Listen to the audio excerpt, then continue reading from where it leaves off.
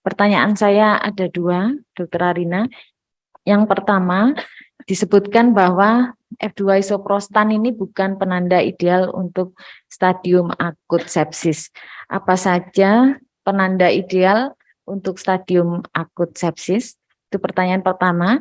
Kemudian yang kedua, disebutkan bahwa dalam penelitian ini tidak menganalisis aktivitas enzim glutathione peroksidase. Mengapa tidak dilakukan analisis aktivitas enzim glutathione peroksidase? Karena hal ini merupakan keterbatasan penelitian, dan jika memang perlu dilakukan analisis aktivitas enzim glutathione peroksidase, bagaimanakah caranya? Ya. Yang terhormat Ibu Waktik 2, Dr. Hani Badria, spesialis saraf konsultan. Terima kasih atas pertanyaannya. Mohon izin saya menjawab.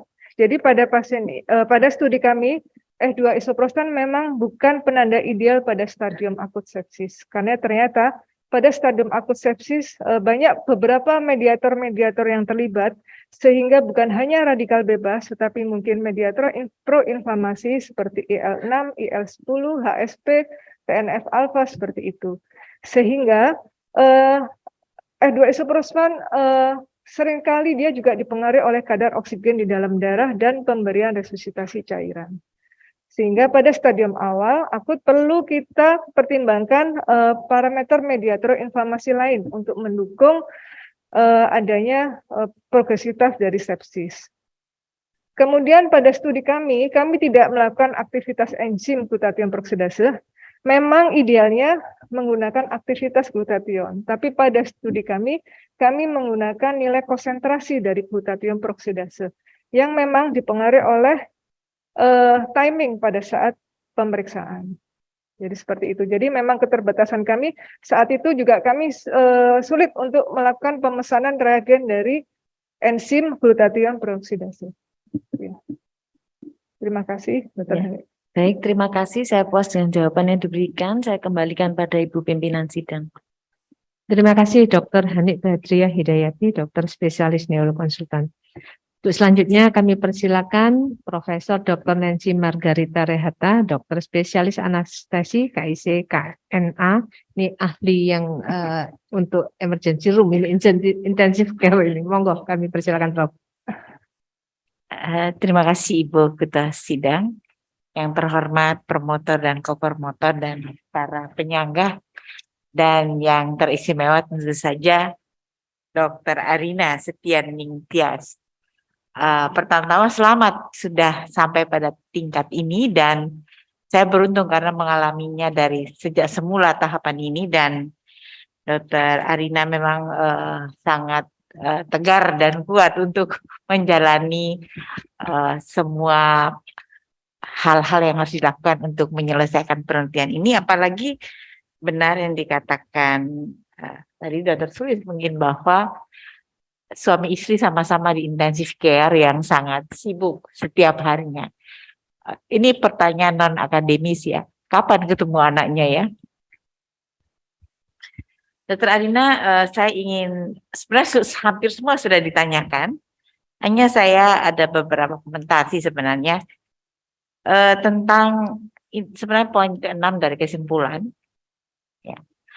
Kalau melihat kesimpulan ini, sebenarnya sudah tercapai apa yang disebutkan dalam topik ya.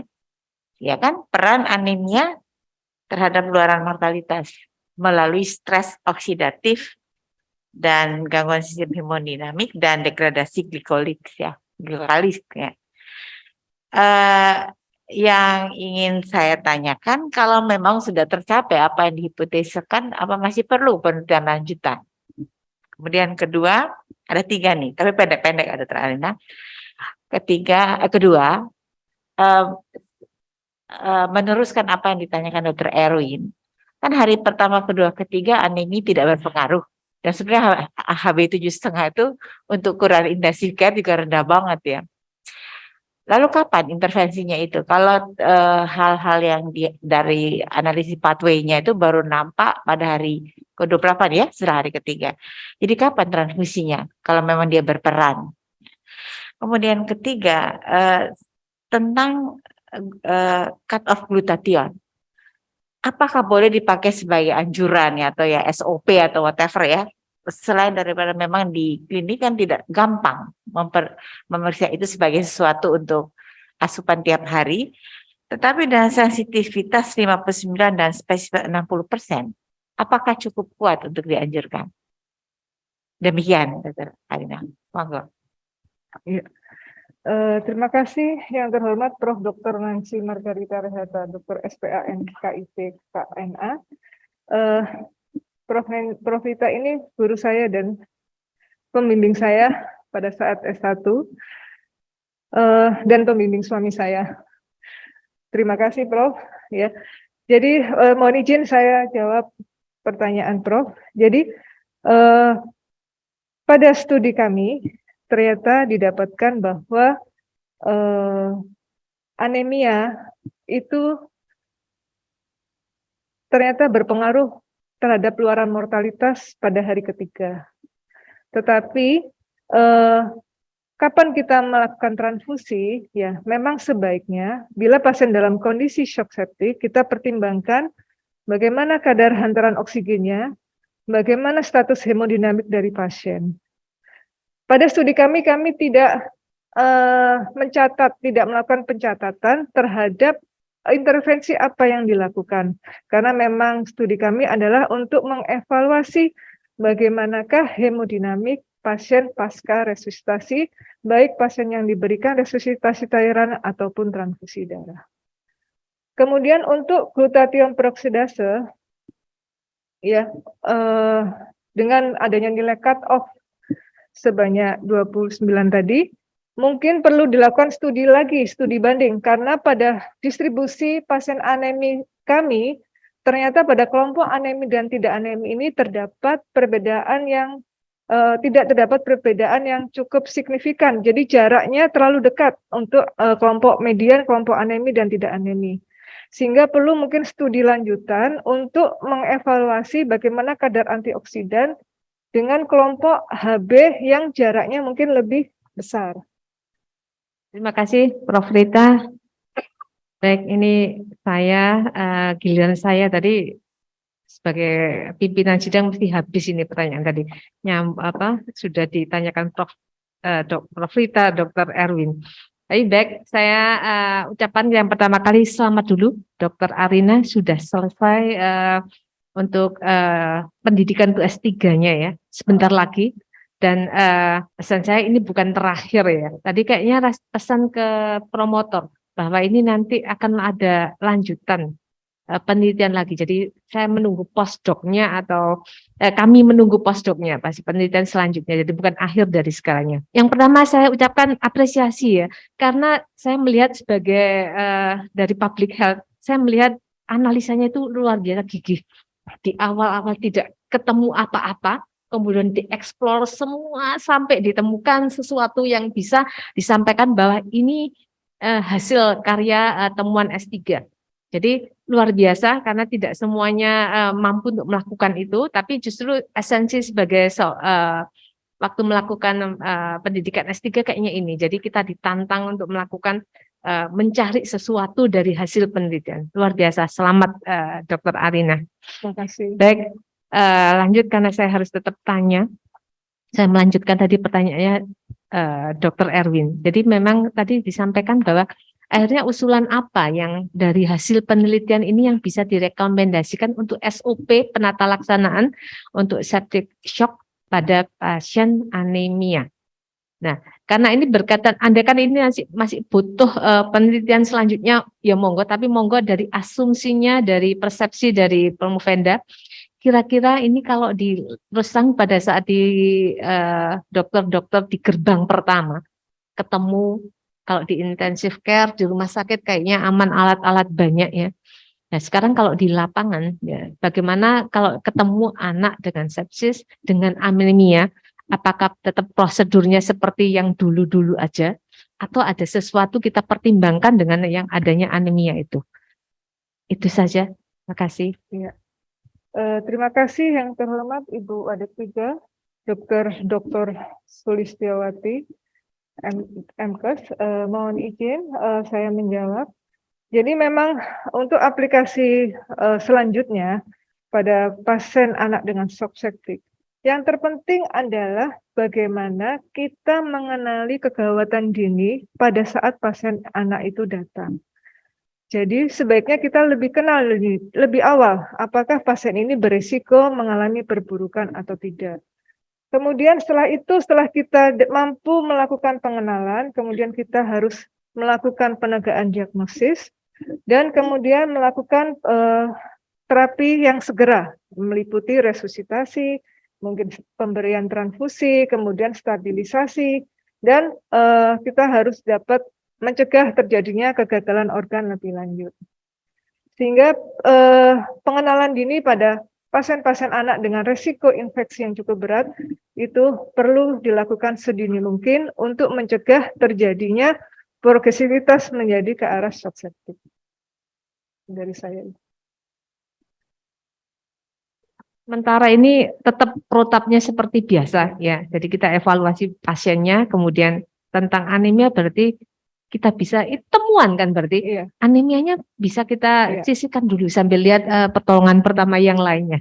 Baik, terima kasih Dr. Alina. Kita sampai pada undangan akademik. Ini waktunya kurang dari 60 menit ya. Baik, saya melihat ini di undangan akademik senior-senior dari Departemen Pediatri. Ini monggo kami persilakan Profesor Dr. Ismudianto, Dr. DTMH, spesialis anak konsultan. Monggo Prof. Capaiannya, satu pencapaian yang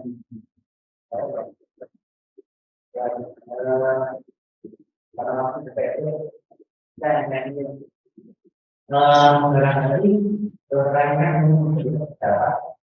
apakah kira-kira infeksi kuman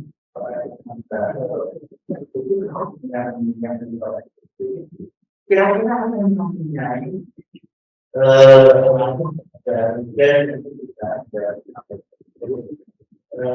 kira-kira apapun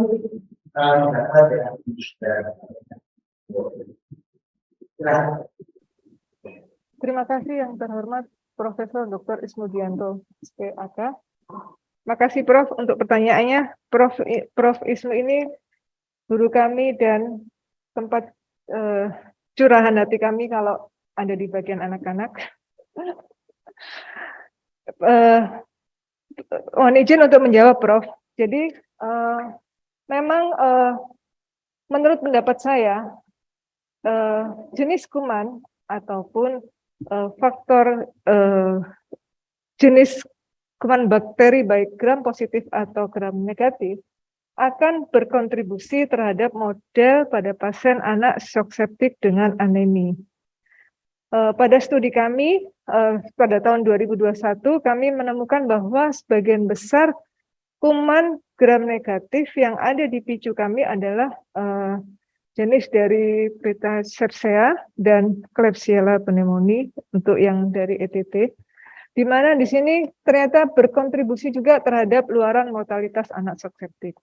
Jadi menurut saya mungkin ada hubungan antara jenis kuman dengan model pasien anak dengan shock septic dengan anemia.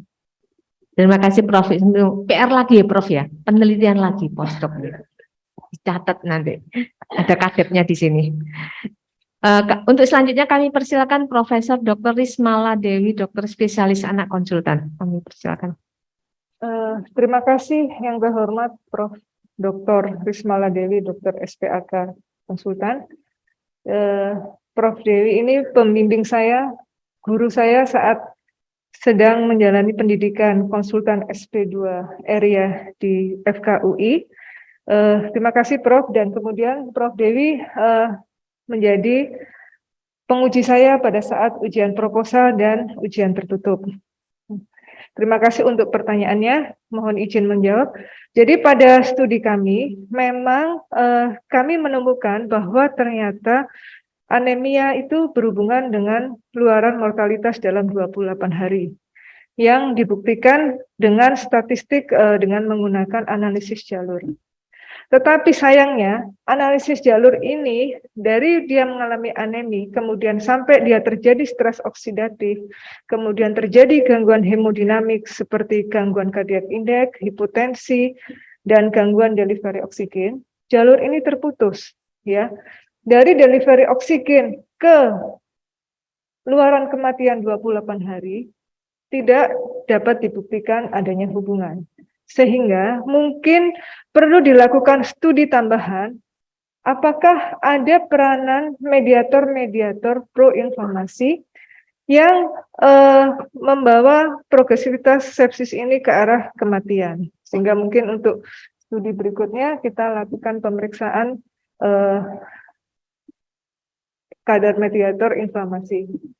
Kemudian dari studi kami ini juga kami tidak mendapatkan adanya endoteliopati, sehingga pada kasus pasien yang masuk dalam kriteria inklusi ini endoteliopati tidak berhubungan dengan kematian. Selanjutnya kami persilakan Dr. Abdul Latif, spesialis anak konsultan. Oh, ya, Dr. Abdul Latif. Ya, belum ada Aziznya. Yang Bismillahirrahmanirrahim. Assalamualaikum warahmatullahi wabarakatuh. Terima kasih pimpinan sidang. Pertama-tama saya ucapkan selamat ke Dr. Arina atas dalam kesibukan sehari-harinya di intensive care itu sangat sibuk sekali. Susah buka-buka buku, tidur aja susah. Selamatlah berhasil sampai tahap tertinggi. Sebetulnya sudah habis pertanyaannya, tapi ada satu yang masih tersisa. Sisanya adalah kita tahu bahwa di tingkat sel itu oksigen sangat sedikit, cuma 5 mm air raksa. Di udara bebas sudah 159, 160, sampai di alveolus sekitar 100-an, terus turun ke bawah ke arteri 90, terus naik ke bawah. Karena oksigen berbahaya katanya begitu. Sehingga adalah glutathione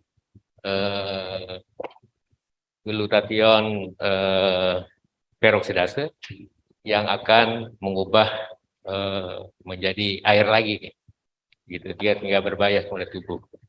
Nah, pertanyaannya sederhana, kalau fasilitas kita tersedia, apakah kadar glutathione peroksidase itu dapat dipakai untuk salah satu indikator terapi oksigen? Terima kasih.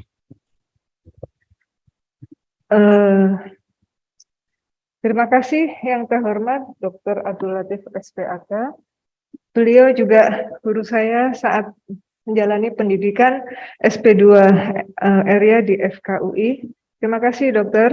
Ya, memang pada studi kami ini kami melakukan evaluasi kadar glutathione peroksidase.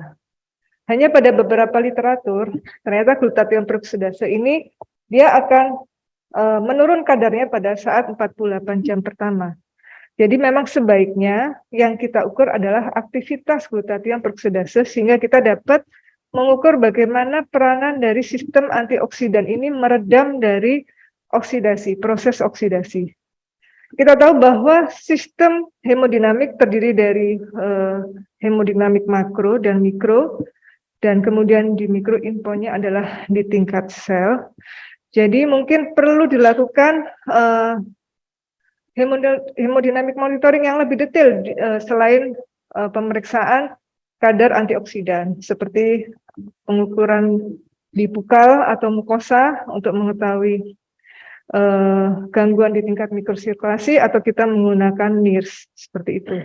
Jadi untuk glutathione yang merupakan antioksidan itu adalah suatu parameter untuk menentukan bagaimana terjadinya peredaman dari sistem oksidasi di dalam tubuh. Terima kasih. Terima kasih Dr. Abdul Latif. Untuk selanjutnya kami persilakan yang ini Dr. Abdul Latif Aziz, spesialis anak konsultan. Kami persilakan. Assalamualaikum warahmatullahi wabarakatuh. Waalaikumsalam. Terima kasih pimpinan sidang. Sudah banyak sungguhnya pertanyaan yang sudah diajukan. Mungkin hampir sama yang ingin saya tanyakan. Pertama, selamat dulu Dr. Arina atas pencapaiannya yang sangat membanggakan bagian anak, terutama divisi area. Anemia seperti dikatakan di dalam penelitian Dr. Arina mempunyai outcome yang jelek, mortalitas yang lebih tinggi. Yang pertama pertanyaan tadi dari Prof.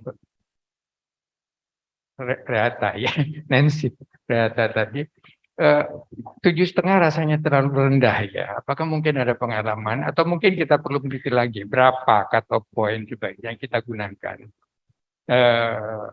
pemberian transfusi. Jadi lebih dini dan lebih agresif maksud saya untuk mengurangi dampak dari anemia itu. Kemudian yang dua, seperti Dr. Latif Jakarta tadi, itu antioksidan. Antioksidan kita banyak sekali ya. Padahal pada sepsis dampak antioksidan cukup, oxidative stress cukup besar dampaknya. Banyak antioksidan yang sungguhnya lebih murah bisa diberikan. Bagaimana pengambil Arina? Mungkin juga masih perlu penelitian untuk ini bersama-sama kita lakukan. Terima kasih pimpinan sidang. Selamat sekali lagi Dr. Arina. Iya, terima kasih yang terhormat Dr. Abdul Latif Aziz, SPAK, yang merupakan guru saya saat saya menjalani pendidikan S1 dan spesialis anak. Memang pada anemi ini ada banyak sekali literatur yang menyampaikan kapan sebaiknya diberikan transfusi.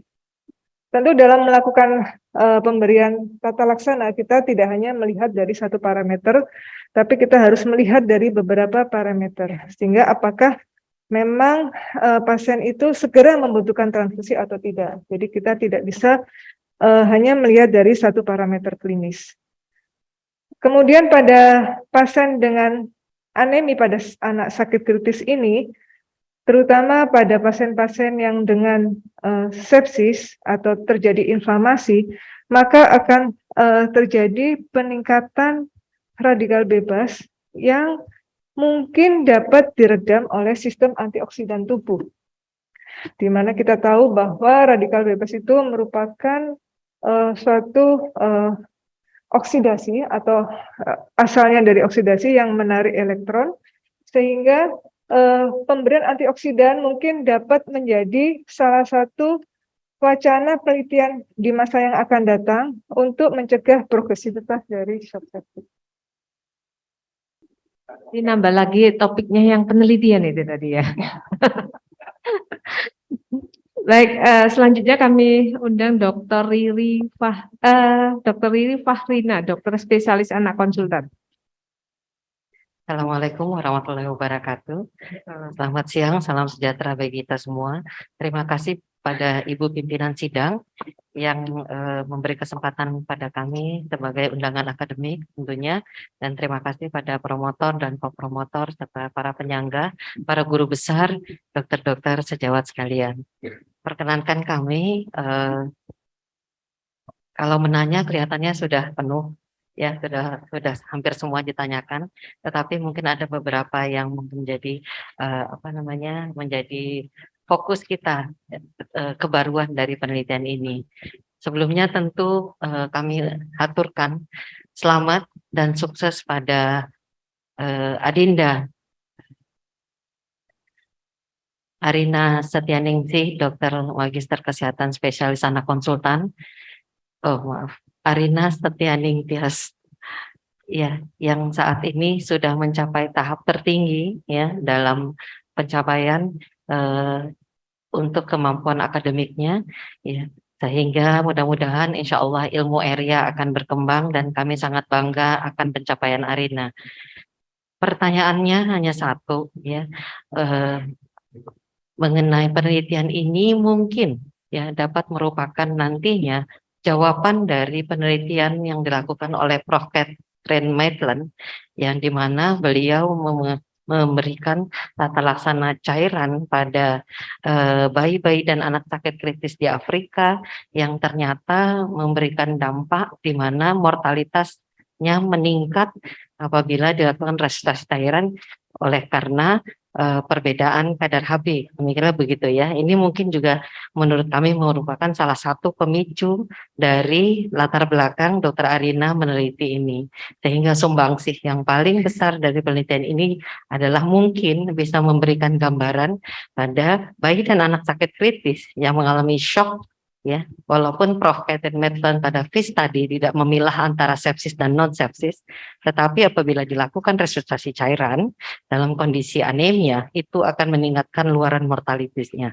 Jadi jawabannya mungkin adalah, ya, dari hasil penelitian Arina kita melihat ada hubungannya dengan stres oksidatif yang terjadi. Dan kami sangat-sangat senang sekali penelitian ini memaparkan pada kita bahwasanya kondisi itu ternyata bukan akibat hipoksia, tetapi akibat adanya stres oksidatif. Sehingga besok-besok berikutnya postdoc-nya Dr. Arina bisa lanjutkan penelitian ini, ya. Apabila terjadi anemia, yang kita berikan bukan transfusi, tetapi yang kita berikan adalah antioksidan. Jadi bagaimana kemungkinan itu in the future Dr. Arina bisa mengusulkan suatu rekomendasi atau usulan penelitian berikutnya. Demikian. Ya, terima kasih. Mau ditanggapi, Dr. Arina? Ya, saya tambahkan sedikit. Terima kasih yang terhormat Dr. Riri Fahrina Malisi, SPAK. Beliau adalah Ketua Unit Kelompok Kerja kami, Emergensi dan Rawat Intensif Anak Indonesia. Selain itu, beliau juga staf pengajar di Universitas Sumatera Utara. Terima kasih, Dr. Riri. Jadi memang harapannya untuk di masa akan datang kita mungkin melakukan studi kembali apakah pemberian antioksidan itu dapat mengurangi mortalitas pada anak shock septic. Itu. Terima kasih. Ya, terima kasih. Tambahan satu topik lagi, tapi jawabannya kan siap gitu ya. Itu yang membuat kami senang nanti dari dekanat. Nanti akan banyak topik penelitian dan akan dilakukan. Baik, ini kayaknya pertanyaan terakhir karena waktunya sudah 11.30. Kami persilakan ini Bapak Kadep dari pediatri sudah rawuh. Tadi Dr. Arina sudah siap dengan 4 topik itu kayaknya. Jadi monggo kami persilakan Dr. Muhammad Faizi, dokter spesialis anak konsultan. Terima kasih Ibu Wadek dan Ketua Sidang. Assalamualaikum warahmatullahi wabarakatuh. Pertama kali saya ucapkan selamat untuk adinda saya Dr. Arina dan juga teman seangkatan masuk S3-nya.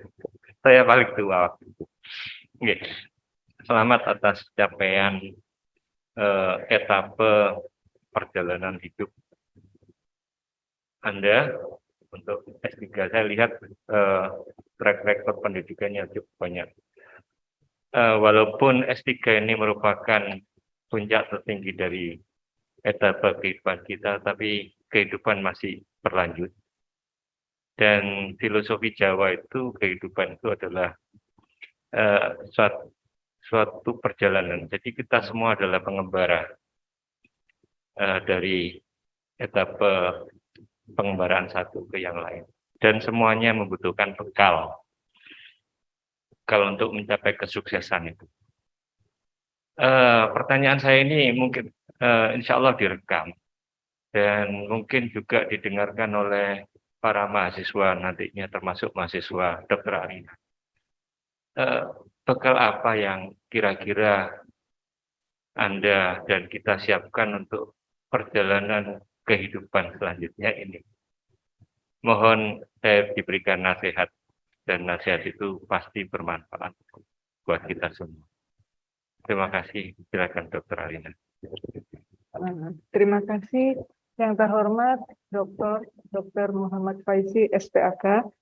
Beliau selain sebagai guru saya, juga sebagai Kepala Departemen dari Ilmu Kesehatan Anak FK UNER, dan juga sebagai kakak saya di pendidikan Dr. S3.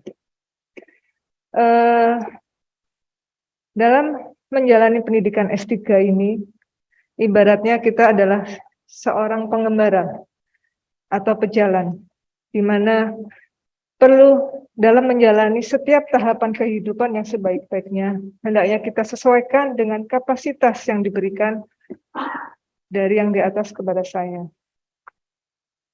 ada misi hidup yang Allah selalu sematkan, yang harus selalu saya temukan dan saya capai dengan penuh